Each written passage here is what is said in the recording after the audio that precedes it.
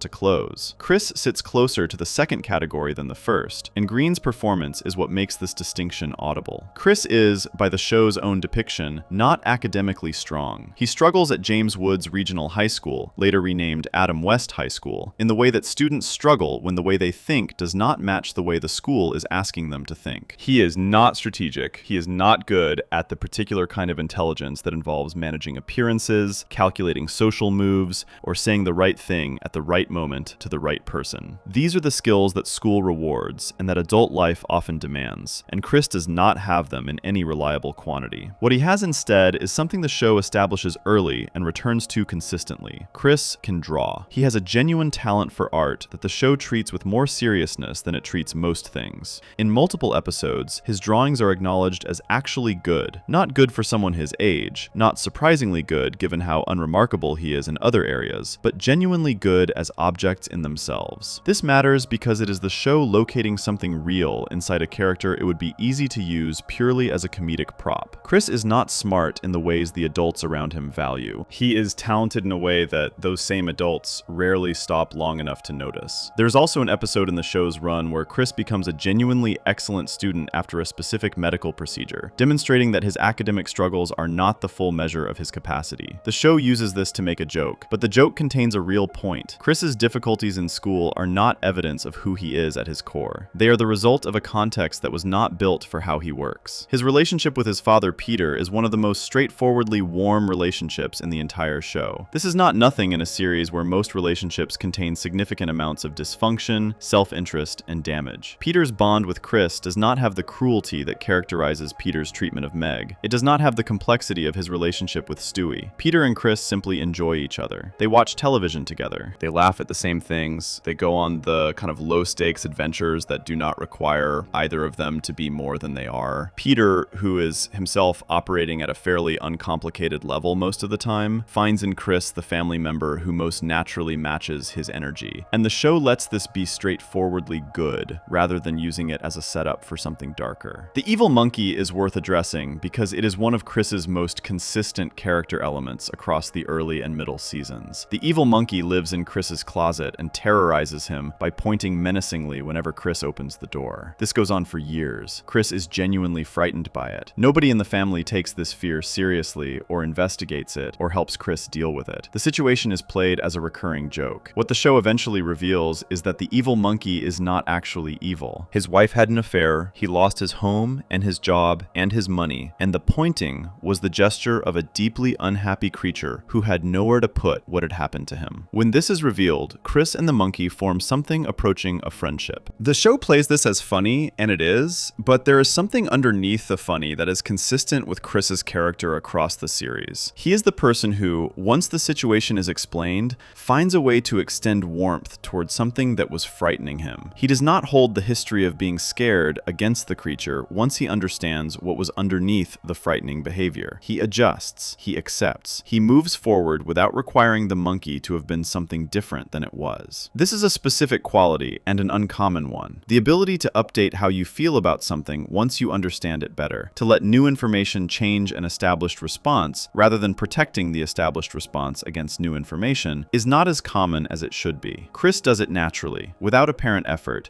because he does not have a complicated relationship with being wrong. Being wrong just means he gets to understand something more accurately, and understanding things more accurately is fine with him. His relationship with the most popular girl at his school is another element the show uses to reveal who he is. In multiple episodes, Chris is pursued romantically by girls who are conventionally more socially successful than he is, and his response to this is not the calculated response that the social logic of high school would suggest. He does not perform. He does not attempt to be impressive. He is simply himself, and the show suggests repeatedly that this straightforwardness is, to the right person, more appealing than anything more strategic would be. The most popular girl at James Woods High School asks Chris out because he is genuinely himself in a school full of people performing versions of themselves, and that quality is, in its own way, magnetic. Chris also has a relationship with Herbert, the elderly neighbor whose interest in Chris is one of the show's darker running threads. The show establishes clearly that Herbert's attention toward Chris is inappropriate, and Chris is depicted as making the correct assessment of Herbert's intentions in at least one episode, showing more perceptiveness about the situation than the adults around him demonstrate. There is an episode where Chris correctly deduces that Herbert has inappropriate motivations when the adults in the room miss it entirely. The show gives this moment to Chris specifically, and it is worth noting that the character who is most often written as the least sharp person in the Griffin household is the one who sees this particular truth most clearly. Straightforwardness in a person does not mean an absence of perception. Sometimes the people who are not busy managing their own image have more attention left over for what is actually in front of them. His weight, which the show addresses across multiple episodes, is a source of self-consciousness for Chris that the series handles with varying degrees of care. In some episodes, it is used as a straightforward joke. In others, the show allows Chris to have actual feelings about it, to experience the specific kind of social pressure that teenagers face around their bodies, and to navigate that pressure with the the same lack of pretense that characterizes everything else about him. He does not develop a sophisticated coping strategy. He does not build a persona around it or use humor as a deflection or perform indifference he does not feel. He feels it and shows that he feels it and keeps going. This is, again, the most honest response available, and also the response that requires the most courage in a social environment that rewards the performance of not caring. Seth Green, who has voiced Chris for the entire run of the show, has brought something consistent to the role that goes beyond simple comic delivery. There is a kindness in how Green plays Chris that is present even in the most throwaway scenes. Chris Griffin, in Green's hands, is someone who is genuinely happy to see people, genuinely interested in what is happening, genuinely present in each moment in a way that more complicated characters, with their layers of self-protection and self-promotion, cannot always manage. The show does not give Chris enough episodes. This is a genuine creative choice on the part of the writers, and it is one that has been noted by fans across the show's run. In a family where Stewie's schemes and Brian's pretensions and Peter's disasters take up the majority of the available narrative space, Chris exists at the edges, given moments rather than storylines, used for reaction shots and supporting beats more often than he is given the center of an episode to occupy. When episodes do focus on him directly, the results are consistently more emotionally real than the show's average. The creative choice to underuse him is, in its own strange way, consistent with the fate of people like him in the real world. The straightforward person, the genuinely kind person, the person without an agenda or a performance, tends to get less attention than people who are louder and more complicated. This is not because they are less valuable. It is because the world, like the writer's room, is drawn toward complexity and noise. People who choose Chris as their favorite character have usually arrived at a place in their lives where they have stopped being impressed by complexity for its own sake. They have met enough complicated people to understand that complication is not the same as depth, and enough straightforward people to understand that simplicity is not the same as shallowness. They value reliability over drama. They value warmth over wit. They are almost certainly the person in their friend group who gets described as genuine, which is one of those words that sounds like a small compliment and is actually one of the largest ones available. Chris fans tend to be creatively inclined in ways they do not always advertise. They have a thing they are good at, something specific and real, that does not always get the room it deserves because they are not performing it constantly. They are loyal in a way that does not calculate return on investment. They forgive relatively easily, not because they have not noticed the thing that required forgiveness, but because holding it seems like a more complicated way to live than letting it go. They are, in the specific and undervalued sense of the word, easy to be around. Not easy in the sense of requiring nothing, easy in the sense that being with them does not cost you anything you cannot afford to spend. Before we move on, if you're enjoying this analysis, please consider subscribing. It helps the channel tremendously. There is one more character on this list. The last one is the strangest one, and the people who choose him as their favorite are perhaps the most interesting group of all. Herbert is a character the show uses to make a very specific and very uncomfortable kind of joke, and the people who find him genuinely funny rather than simply shocking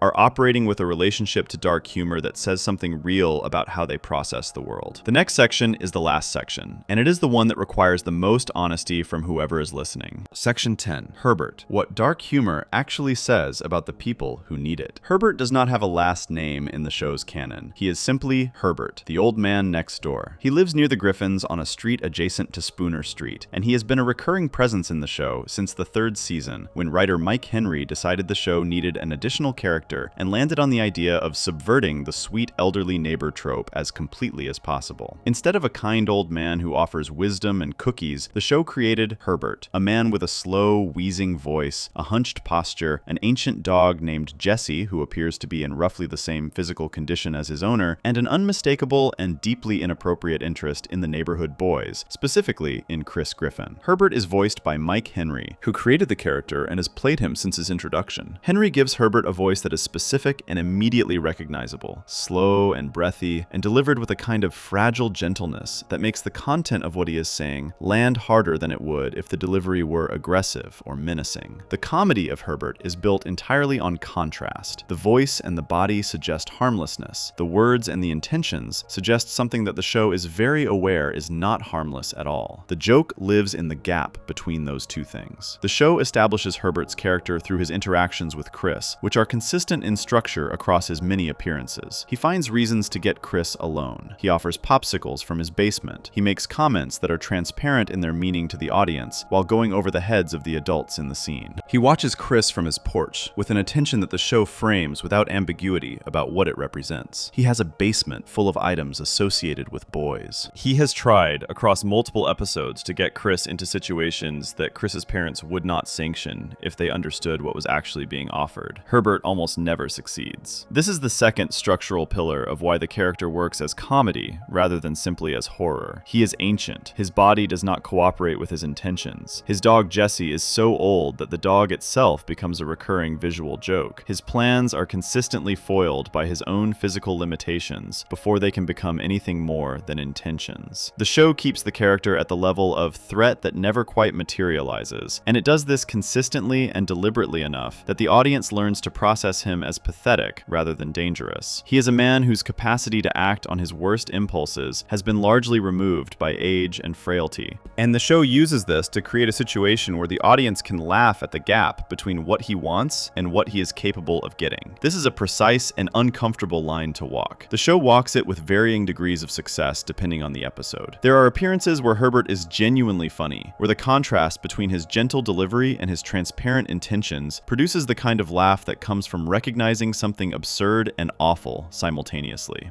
There are other appearances where the joke is thinner, where the show seems to be relying on the established shorthand of the character without doing the work of making the specific instance earn its place. The difference between these two modes is not always obvious while watching, but it is always felt. Herbert also has an interior life that the show reveals in fragments, and the fragments complicate the simple reading of him as pure comic villain. His dog Jesse is one of the things the show uses most effectively to show a different side of Herbert. He loves Jesse with a straightforwardness that the rest of his character does not contain. The dog is ancient, barely mobile, clearly near the end of a very long life, and Herbert's tenderness toward Jesse is genuine and unperformed in a way that almost nothing else about him is. The show uses this not to redeem Herbert, or to suggest that loving a dog cancels out everything else, but to establish that the person underneath the character is more than one note. He is capable of love. He experiences it with his dog. The fact that this capacity has been applied terribly everywhere else in his life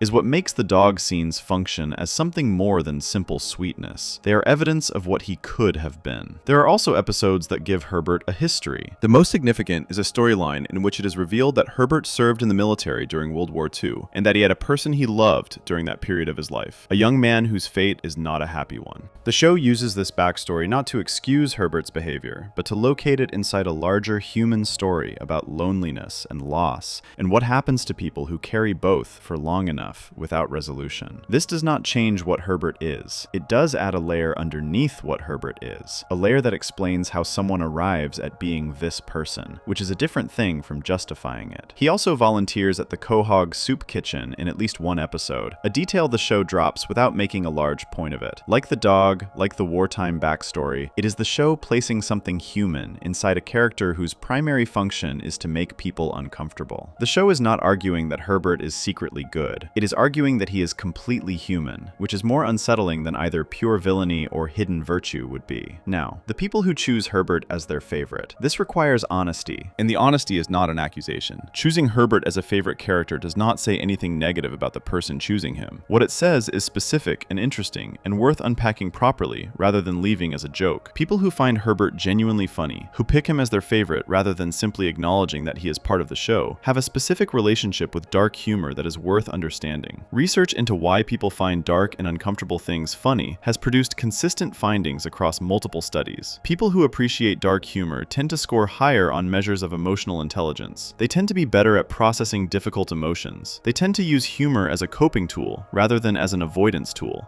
which sounds like a small distinction but is actually a significant one. The difference between using humor to cope and using humor to avoid is the difference between laughing at something because you have looked at it directly and found the absurdity in it, and laughing at something because laughing keeps you from having to look at it at all. Herbert fans are almost exclusively in the first category. They are not laughing because they have not thought about why Herbert is uncomfortable. They are laughing because they have thought about it. They understand exactly why the character exists on the edge of what comedy is supposed to be able to do, and they find the fact that the show goes there anyway genuinely funny rather than simply shocking. Shock comedy is easy. Anyone anyone can be shocked. Shock requires no particular sophistication, no specific relationship with difficult material, no history of having sat with hard things and found a way to hold them. Shock is just the first response to something unexpected. It fades immediately and leaves nothing behind. The kind of funny that Herbert produces at his best is not shock. It is the kind of funny that makes a person laugh and then feel slightly strange about having laughed, and then think about why they laughed, and then arrive at something true about the nature of comedy and discomfort that they did not have words for before the laugh happened. That is a more sophisticated experience than the show usually offers. Herbert, at his best moments, is producing it consistently. Herbert fans tend to be people who have a dark sense of humor that they deploy carefully. They know which rooms it works in and which rooms it does not. They have almost certainly made a joke in their lives that landed perfectly with one person and produced uncomfortable silence from everyone else. And they have learned to read the room well enough to know in advance which outcome is likely. They are not people who are dark for the sake of being dark, not people who use uncomfortable humor as a way of being edgy or getting attention. They are people who find genuine relief in comedy that is willing to look directly at the things that are supposed to be too serious or too uncomfortable to laugh at. There is a specific kind of exhaustion that comes from living in a world that is, in many ways, genuinely awful, and being expected to process that awfulness with appropriate gravity at all times. The news is bad. The world is complicated. Things happen constantly that are serious and sad and heavy and real. Most social environments have an unwritten rule that the appropriate response to serious and sad and heavy things is solemnity, and that finding anything funny in the vicinity of those things is a failure of sensitivity or compassion. People who appreciate Herbert, and dark humor more broadly, have quietly rejected this rule. Not because they lack sensitivity. The research consistently suggests the opposite. They reject it because they have found that laughter is one of the most effective tools available for processing things that would otherwise become unbearable, and they are not willing to put the tool down just because other people find it uncomfortable to watch them use it. This is not a pathology. It is a coping strategy, and it is one that works. The evidence for this is not complicated. People who can find something to laugh at in the middle of difficulty generally handle difficulty better than people who cannot. The laughter does not minimize the difficulty. It creates a small amount of distance from it, enough distance to keep functioning, enough distance to keep breathing, enough distance to get through the day and come back to the thing when there is more capacity to deal with it directly. Herbert is the show's most extreme version of this dynamic. He is the character who lives furthest outside the boundary of what comedy is supposed to be allowed to address. The fact that he has been on the show since season 3, that he keeps returning, that the writers keep finding ways to use him, suggests that the audience response to him has been sufficient to justify his continued presence. A character that simply failed, that produced nothing but discomfort and no laughter, would not have lasted. Herbert has lasted because something in his construction, the specific contrast between his delivery and his content, between his fragility and his intentions, between his genuine love for his dog and everything else about him, produces a response in a specific kind of viewer that other characters on the show cannot produce. That response is not comfortable. Comfortable is not what these viewers are looking for. They are looking for the thing that comedy can do that nothing else can do. The thing where laughter and discomfort and recognition all arrive at the same moment and produce something that is not quite any one of those things, but is all three of them simultaneously. Herbert, at his best, delivers this. And the people who have found their way to choosing him as their favorite have usually been through enough in their own lives that they no longer need their entertainment to be comfortable. They need it to be honest and dark and willing to go to the places that other things are not willing to go. There is one more thing worth saying about the people who love Herbert, and it is the most important thing. They are almost never cruel people. This seems counterintuitive because the character they have chosen is associated with content that is genuinely dark. But the capacity to laugh at dark things is not the same as the capacity to do dark things. And people who use humor to process difficulty are often the people who have the most compassion for difficulty in others, precisely because they have not been protected from the knowledge of how hard things can actually be. They laugh because they know, not because they do not. And that, across all 10 of these characters, is the real thread. The thing that connects Peter fans and Meg fans and Herbert fans and everyone in between. Every character on this list is a person managing something. Managing chaos, managing responsibility, managing invisibility, managing ambition, managing loneliness, managing loss, managing a body that changed, managing a world that did not slow down to ask how they were doing first. first. The character a person picks as their favorite is not a random selection. It is a recognition. A moment of seeing something on screen that matches something inside, something they carry around in their daily life and rarely get to show anyone, and feeling, for the length of an episode, slightly less alone with it. That is what Family Guy has been doing for over 25 years, underneath all the noise and the cutaway gags and the chicken fights and the giggity. Not always on purpose, not always with the craft it deserved, but consistently, stubbornly, in the specific way that only long-running television can manage. It has been building a collection of people who are all, in their different and broken and funny and genuine ways, trying. And the audience has been recognizing itself in them, one favorite character at a time, without necessarily having words for why a cartoon about a family in Rhode Island feels, at certain quiet moments, like the most honest thing on television. If you enjoyed this video essay, make sure to subscribe. Thanks for watching, and I'll see you in the next one.